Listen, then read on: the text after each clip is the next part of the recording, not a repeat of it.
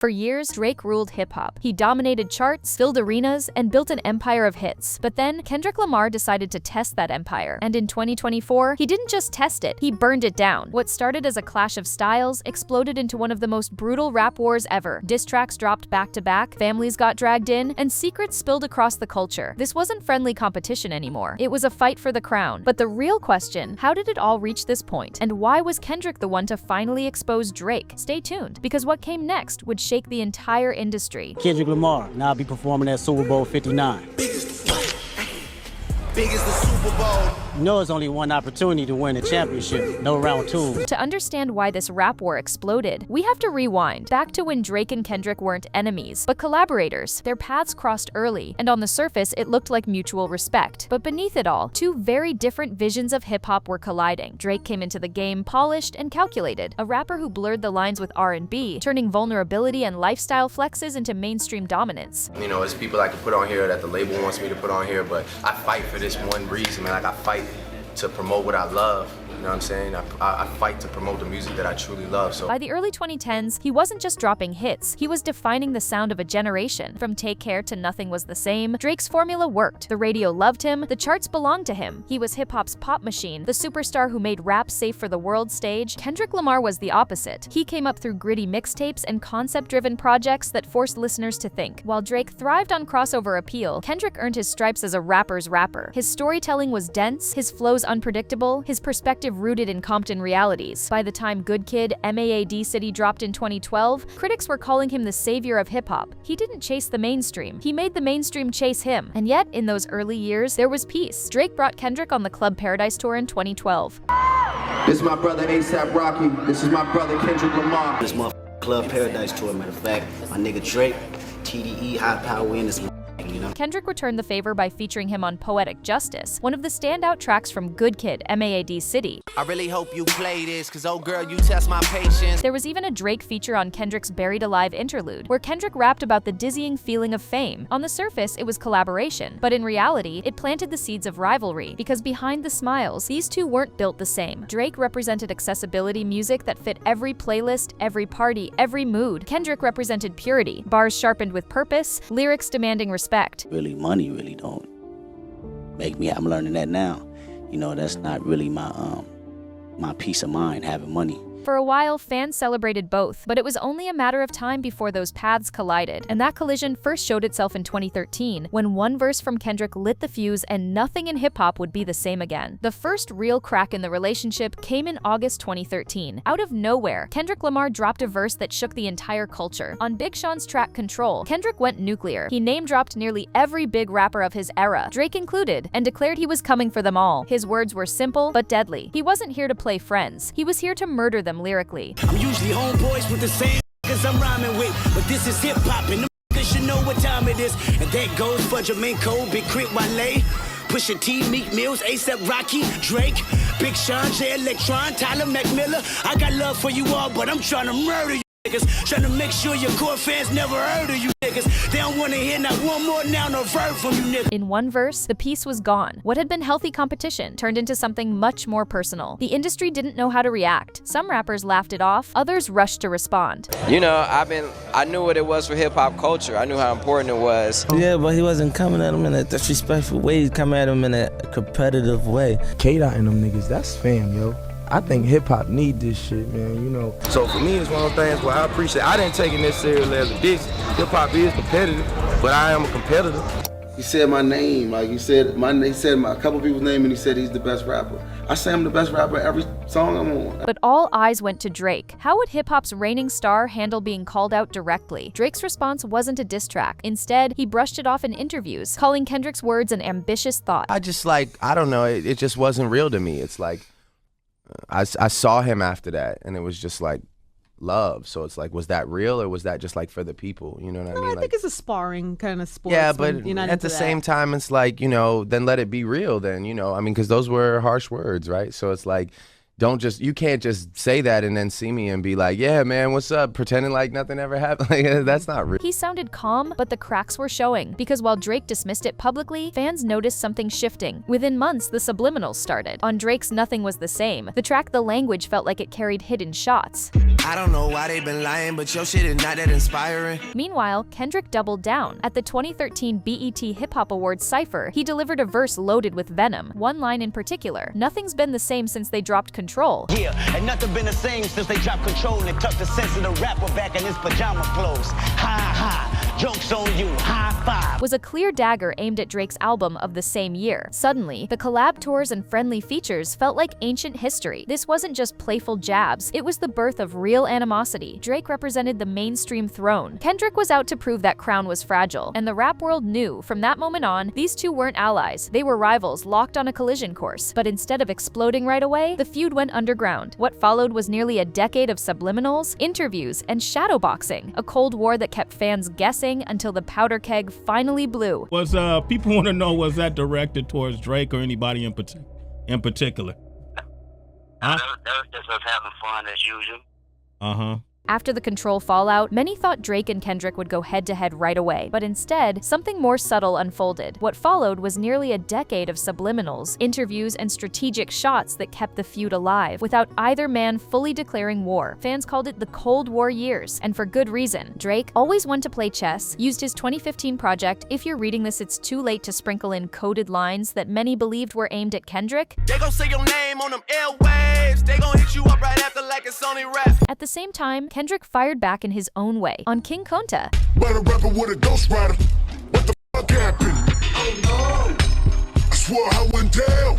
He rapped about rappers using ghostwriters, something that instantly made listeners think of Drake, who was already battling whispers about Quentin Miller. The feud grew sharper when President Obama was asked in 2016 who would win in a rap battle, Drake or Kendrick. If Drake and Kendrick Lamar got in a rap battle, who do you think would win? Gotta go with Kendrick. Tell Obama that my verses are just like the whips at the end, they bulletproof. I think Drake is an outstanding entertainer, but Kendrick, his last album was outstanding.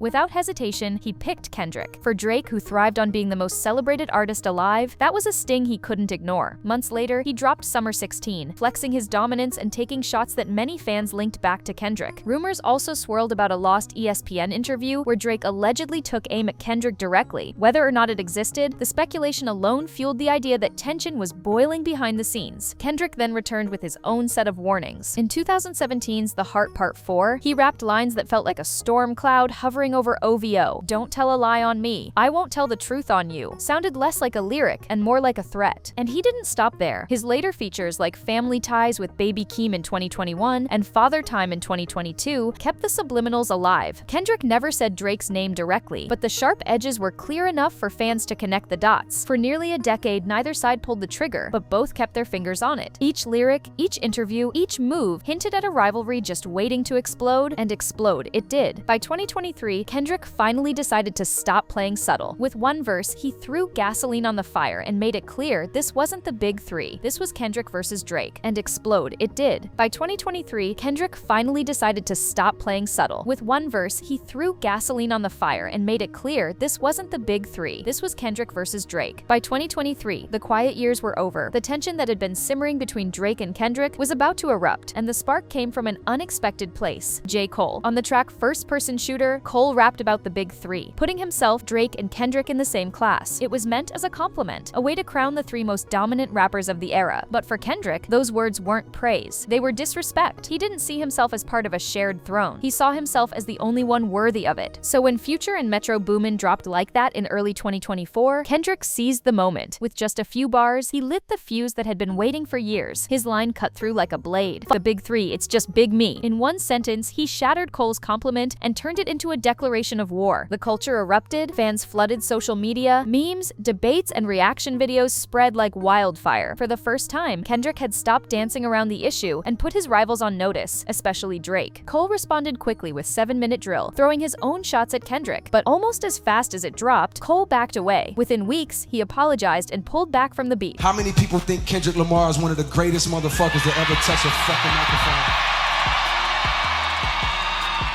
Dreamville, y'all love Kendrick Lamar, correct? As do I. So I just want to come up here and be like, publicly be like, bruh, that was the lamest, like, goofiest shit. And I say all that to say, it made me feel like 10 years ago when I was moving incorrectly. And I pray that God align me back up on my purpose and on my path, You know what I mean? I pray that my nigga really didn't feel no way. And if he did, my nigga, I got my chin out. Take your best shot, I'm gonna take that shit on the chin, boy. Do what you do.